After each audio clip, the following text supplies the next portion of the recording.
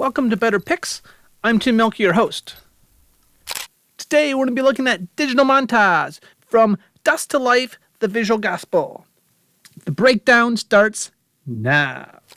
For the image Lust, I really tried to create a powerful piece that captivates people thinking, what is this about? Why is this religious leader who looks pious and in front of beautiful lighting looks so sinister and evil? I mean, he's got an American flag. He's got to be a good guy. He's got a rosary. He's religious.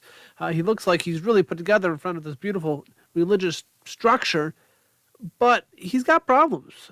And really, that's not to say it's just about this guy. We all have problems. For all have sinned and fallen short of the glory of God. That's what Scripture teaches. And so I really needed to have that come out in this piece of getting people's attention that what is wrong with this guy? And really, if you want to be deep about it, what is wrong with us? What is wrong with me as a human being? So this piece is powerful. It creates a lot of different things together. So let me zoom out here just a little bit and get this process of what it's going to look like. So we see all the different visual parts behind it. And I envisioned this bright window just shedding the scene with light. And so I ended up, of course, shooting it separately. But knowing the scene, knowing the colors, and working the Photoshop concept. So I have the background, I have the stained glass window in here. Which if you see just the stained glass, looks something like this. I actually shot it in Maranatha Baptist University's campus. It's in their Burkhardt Hall building. Beautiful building if you've ever been there. And so this beautiful stained glass window is here. And it looks like a cathedral building because that's much of what it's like. And that style, the era was actually built in a Catholic institution back in the early 1900s. So I had to blur it out so it didn't stand out too much or take away attention from me. I blurred out the picture, put in a smart object, used a Gaussian blur. Gaussian blur is only 4 pixels. Of course, I can control that later because it's a smart object. That's the beauty of smart objects. And I keep harping that one, I know. Then I created the layer of me, shot myself against the white background. So it's similar, but really right now the contrast is still kind of low. So I really had to play with the contrast and the tweaks. Took some time, used a mask. So I actually cut out a mask. I have my picture, do the mask. Looks like a little Japanese flag. That gives me the option where I can cut out my layer. So if I come with the brush, and I come with a white brush, so I'm coming with a white brush here, you can actually see what's behind me. This is the background that I shot it on. The beautiful thing about it is non-destructive layers. It's a beautiful thing. So let me come up here. So what I did for this image, I have the shot. I actually have a white background. I can come very easily and select the white and take it out. So I have the image selected, go to my select, go to my color range, which is probably the best way to start. I can start clicking the white, the super bright section. Holding shift to add to it. I hit white, hit OK. That gives me the general facility, the vicinity of what I needed to edit.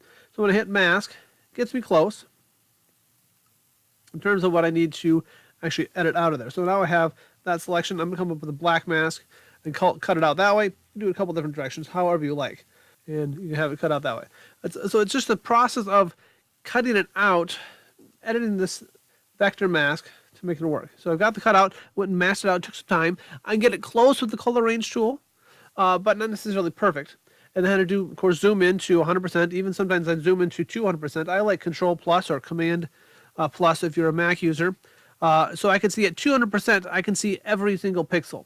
So 200%, if I don't see a mistake or it looks good to me at 200%, it's going to look good to the viewer at 100%. Of course, here's the critical part. This hair was very difficult to mask out because the hair, of course, doesn't easily mask out. If you take a brush, which is the typical way of taking a masking tool, is you got to cut out every little itty bitty bit of that. It is still going to be a round brush. Hair is very detailed. So how did I do it? Well, I cut all the hair so all the hair was in there. And then I actually went up to my brush settings, the type of brush that I had. If you actually go to the brush settings, some people aren't aware of this. There's many types of different brushes out there. There's actually different textures, different strokes, different areas behind it. And I actually went to a type of a grass structure. If you go into loading your brush panels, you can actually load a lot of different brushes inside of it. There was actually a brush grass setting in here. It looks kind of like this rough setting. And then I can actually come in here, zoom in a little bit to it, and then use this roughness to it and mask it out. So it's this rough texture. So it's not a circular brush because it would take me forever and it wouldn't even still be perfect to use a circular brush to try to cut out the hair. My goal is to make it look believable Not necessarily perfect, especially when scrutinizing maybe a couple 100%. But I went and masked it out just to those small bits. It's got a rough texture to it, so I could cut out that brush. Is there an easy shortcut to it? I'm sorry, no. It takes time. Some of these maskings would take hours to get it cut out just so. Most of the pictures would take 20 to 30 hours between planning, shooting, post-production work. It takes time, and there's really no substitute for that. But see what we could do here with a little bit of editing. So that's the mask. Now, it still looks a little hazy, a little low contrast. So the next step was I went and added a lot of filters. I added this filter here, another layer of stained glass. Brought in some colorful stained glass behind it to make it kind of look like it's behind stained glass, because of course the see-throughness should be coming into my cloak as well. Added another adjustment layer, adding contrast to the face, kind of add the sinisterness to it. And this is done with a clipping mask. I'm going to right click on here. You go up to reverse release clipping mask, that'll take it away. It'll actually activate the entire project behind it. But if you do a clipping mask, let me release it. Now it's going to activate everything behind it. But I wanted actually to put that on every layer, so it's just on that particular layer. And so let's go to create clipping mask. It's only on that particular layer. That's the beauty behind it. So giving your mask, giving that option behind it is very, very important to make sure it shows up. The next one, the contrast here, I actually put on the contrast of me. So I use a adjustment layer, and I mask it so the only part that is affected by these tools, which you can see is in Please Contrast, double click it, contrast, I've masked out so the black part, it's not affecting the inner part of me, it's only affecting the outer part of me. That contrast helps to create the edginess feel, that this is a very dynamic picture. High contrast helps us to visualize a sharper image, grab our attention more, and create just a more visually pleasing picture. It's commanding of attention.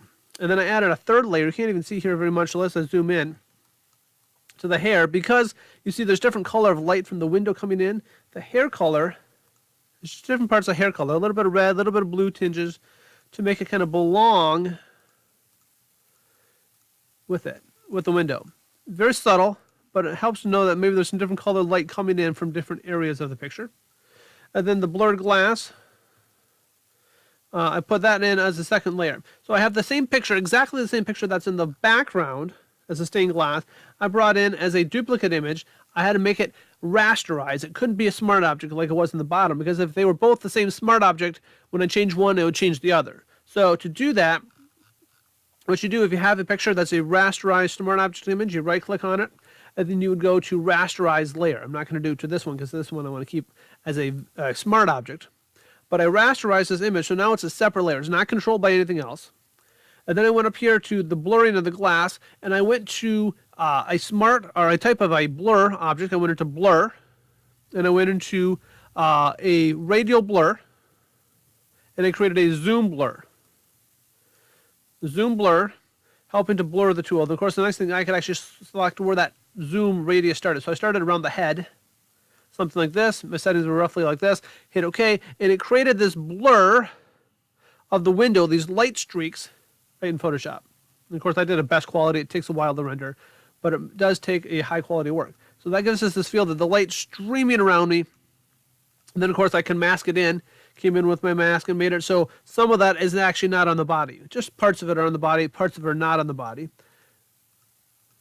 And then added in a little more color onto me because there was still some light color not coming onto my shirt coat there. And then a final touch-up layer. I had a couple layers I needed to touch up just a little bit more because my collar was improper. This one I actually shot on my own. I didn't have an assistant to shoot it with me. So you can see that the collar was messed up, so I fixed the collar a little bit with a little bit of Photoshop work. So those concepts, bring it all together, create your image with significant amount of work, but using the power of Photoshop as your friend and not your enemy. Thanks for watching this video on Dust to Life, the Visual Gospel. This is part of Better Picks. I hope you subscribe to find more videos coming in the future.